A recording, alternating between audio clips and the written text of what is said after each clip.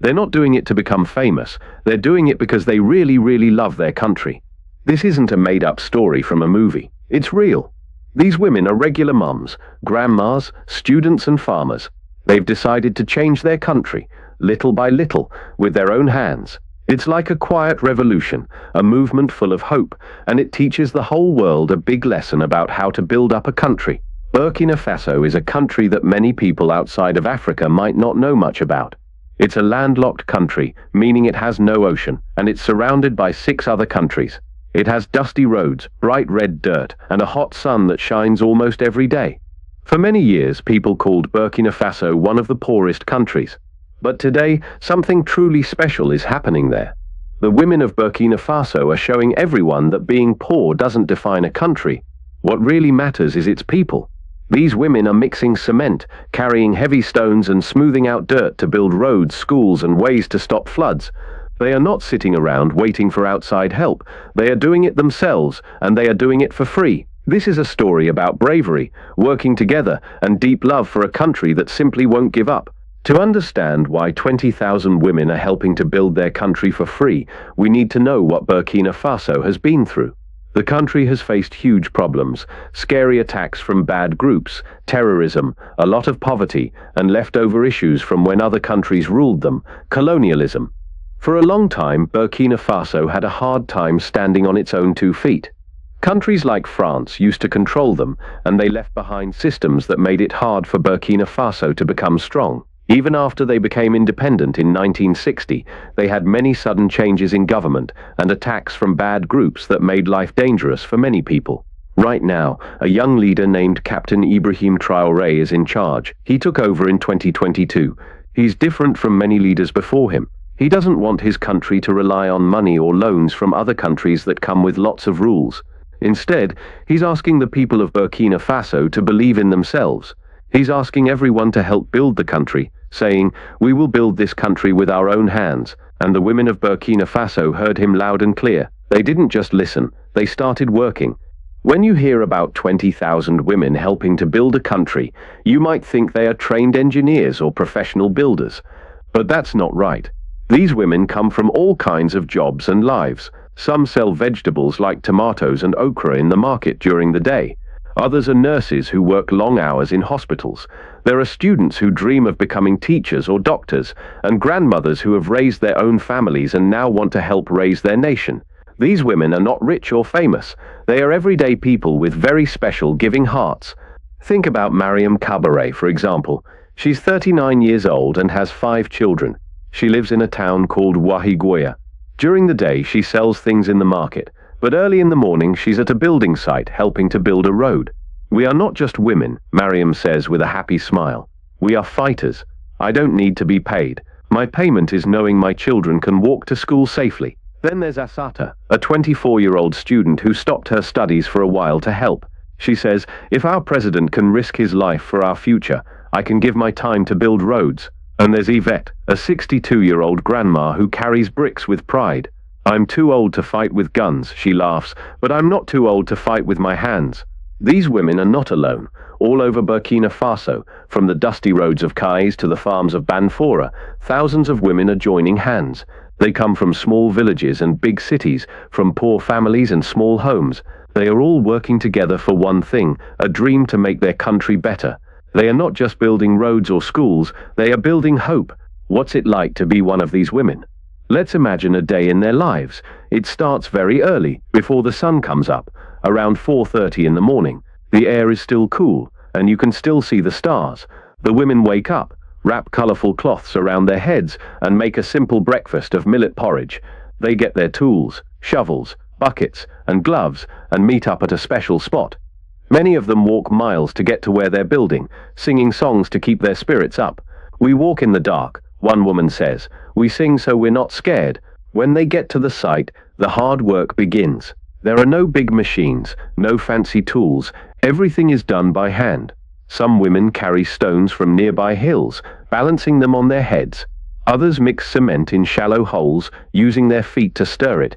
Some line up gravel and bricks neatly for the people who will build with them later. A few women stand guard to make sure no one takes the tools at night. The air is full of dust, sweat, and the sound of laughter. The women sing as they work, tell jokes and help each other. It's tough work, but their spirits are strong. Around noon, they stop for lunch. There's no restaurant or food bought from a store. Instead, the women cook together.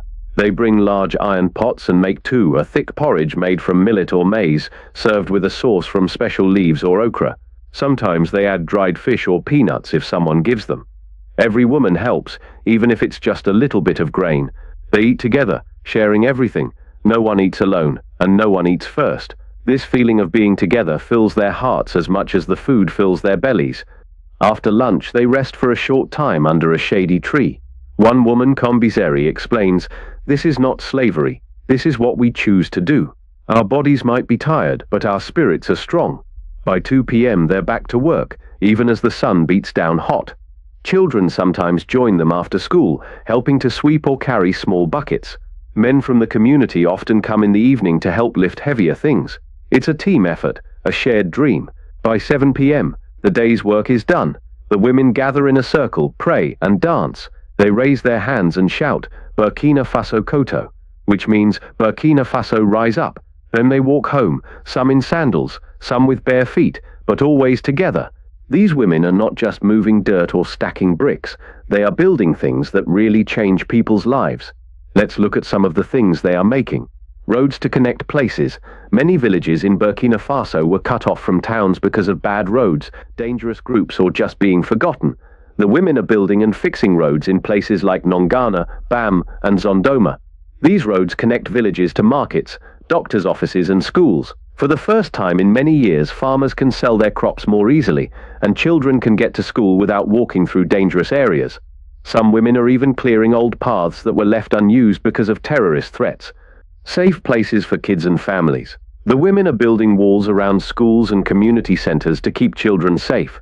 They're also building ditches to stop flooding in poor neighborhoods, which can be very dangerous when it rains a lot. In some areas, they're building emergency shelters for families who had to run away from their homes because of fighting. These shelters give people a place to feel safe again. Skills for the future. This work isn't just about building things made of dirt and stone. It's about building people. Local engineers are teaching the women useful skills like how to work with bricks, masonry, how to work with wood, carpentry, and how to measure land, surveying. Young women are learning these jobs, which could become their future careers. Older women are teaching younger ones, passing on their knowledge and helping them become stronger. It's not just about roads or walls. It's about giving women the tools to shape their own futures. Why work for free? You might wonder why anyone would work so hard in the hot sun without getting paid. It's not about money. It's about something much deeper. For these women, it's about getting back at the problems, not with weapons, but by making things better.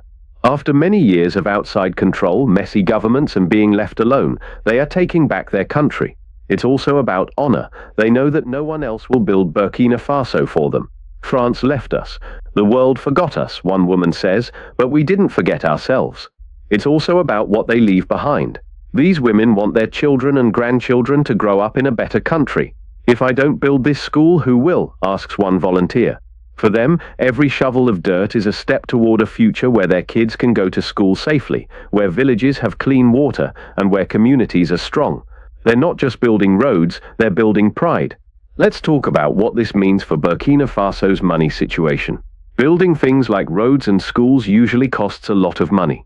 Governments often need taxes, loans, or help from other countries to pay for them. But in Burkina Faso, something amazing is happening. Because these women are working for free, the country is saving a huge amount of money, billions of CFA, that's their local money. Roads that would have taken many years to build are going up quickly and cheaply. This means the government can use its money for other important things like more schools, hospitals, and fighting the bad groups. There's more to it. When people see these projects being built, they feel proud. They trust their leaders more because they can see real changes happening. This helps stop corruption because people know exactly where the money and effort are going. It also makes Burkina Faso less dependent on other countries. Instead of asking for help, the country is standing on its own. This is what some people call economic resistance through development. It's a new way of thinking about how to build a nation, and it's working. This whole movement feels very familiar if you know about Burkina Faso's history. In the 1980s, a young leader named Thomas Sankara led the country with a very bold idea. He wanted Burkina Faso to rely on itself, free from outside control. He planted trees to stop the desert from growing. He gave shots to millions of children to keep them healthy. He said no to help that came with unfair rules. And most importantly, he believed in women. He once said, "You cannot make big changes without being a little crazy." That craziness, the courage to dream big, is exactly what we see in these women today. Sankara was killed in 1987, but his ideas never died. Many of the women volunteering today weren't even born when he was alive, but they carry his spirit. Under Captain Ibrahim Traoré, that spirit is coming back to life. Traoré doesn't ask for money from other countries or make promises he can't keep. He asks his people to work together, and they are listening. The women of Burkina Faso are proving that Sankara's dream of a strong, independent country is still alive. This volunteer work only started a few months ago, but the results are truly incredible. Here are some numbers that show what these women have done. Rawn, they built or fixed 350 kilometers of roads, connecting villages to towns. They made 110 schools and clinics safer with new walls and improvements. Thousands of families found new homes in shelters built by these women. All of this was done with no one getting paid. Every single woman is a volunteer. This isn't just building things, it's like a group of regular people defending their country. These women are protecting their country by building it up. Captain Ibrahim Traoré is a big part of why this is happening. He's not like leaders who sit in fancy offices and make promises they don't keep. He visits the building sites himself, meeting the women and saying thank you to them. He doesn't offer them money, he offers them respect. At one event, he said this country belongs to its people. Today our mothers, sisters and daughters have shown us that our strength comes from what we give, not what we are given. The government is also helping in other ways. They're giving women tools, safety gear, and even papers that help them own land or start their own small businesses. This means the women can keep building, not just roads but their own futures too. Traoré is telling other parts of the government to do the same, spreading the idea of volunteering all over the country. You might be asking why you haven't heard about this on the news. The truth is, many big news companies in the West don't often cover stories like this. Why? Because it doesn't fit their usual idea of Africa. They often show Africa as a place of big problems, wars or poverty. But the women of Burkina Faso are showing that Africa is also a place of strength, hope, and action. At Africa Vibe News, a news place that wants to tell Africa's real stories, they are shouting this story from the rooftops. They want the world to know that Africa is not just barely surviving, it's truly doing well. This movement isn't just changing Burkina Faso, it's giving hope to other countries too. In Mali, groups of women want to learn how to start their own volunteer projects. In Niger, young people are learning how the women in Burkina Faso got themselves organized. In Guinea, communities are asking for similar projects where people volunteer for their country. This isn't just a movement, it's like a spark that could light up the whole continent. If other African countries follow Burkina Faso's example, the future of Africa could look very different. It could be a future where people build their own countries, relying on their own strength and pride. This movement is also changing what it means to be a woman in West Africa. For a long time, women in Burkina Faso and other places were mostly seen as helpers, cooking, cleaning and raising children while men were in charge. But these 20,000 women are writing a new story. They're not just helpers, they're leaders. They're not just building roads, they're building a new way of being a woman, where women are the ones creating their nation. All over Burkina Faso, people are starting to say, it was the women who saved our country. On the radio, in schools, and even in religious places, the story of these women is being told. They are not victims anymore, they are heroes. They are not waiting for someone to tell them what to do. They are taking action, and they are showing the world that women can be the protectors of their country's future. Burkina Faso has shown us something powerful. Building a nation doesn't just belong to politicians, soldiers, or foreign givers. It belongs to the people. The women of Burkina Faso are proving that you don't need money or power to make a difference. You just need a big heart. They're building their country from the inside out, with pride instead of poverty, and real leadership instead of just wanting things for themselves. Other African countries are watching, and the world should be too. The sound of shovels, songs, and people working together is rising from Burkina Faso's red dirt. It's the sound of a whole continent building itself up. One road, one hand, one woman at a time.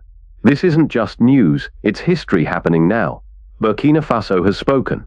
The question is, will Africa answer, and will you?